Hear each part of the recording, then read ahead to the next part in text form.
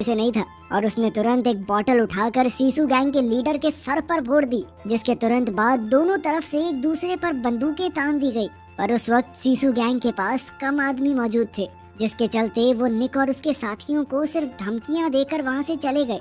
पर इधर निक ने अपने उबलते हुए गुस्से की बदौलत अपने शिरामित्सु साथियों का दिल और क्योशी का भरोसा दोनों एक साथ जीत लिया था, जिसके चलते क्योशी ने उसे रहने के लिए एक फ्लैट और याजुका क्लैन का हिस्सा बनने का ऑफर दिया, जिसके लिए निक तुरंत तैयार हो गया।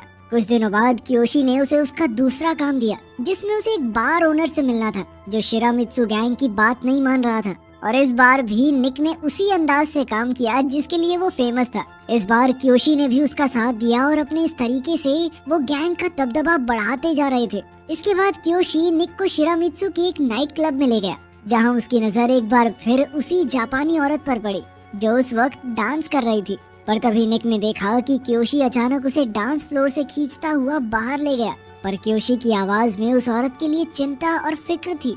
जल्द ही निक भी वहां पहुंच गया, जिसके बाद उसे पता चला कि ये लड़की क्योशी की बहन मियू है। और साथ ही क्योशी ने निक से उसे सही सलामत घर छोड़कर आने को कहा।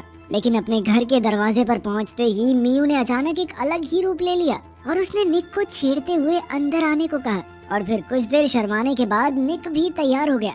अपनी बातचीत के दौरान निक की नजर मियू की पीठ पर बने याजुका क्लैन के टैटू पर पड़ी, जो उसके अंडरवर्ल्ड के साथ रिश्तों का सबूत था। अगले दिन क्योशी ने निक को एक और काम दिया, जिसमें उसे एक अमेरिकन सोल्जर से हथियारों की डीलिंग करनी थी।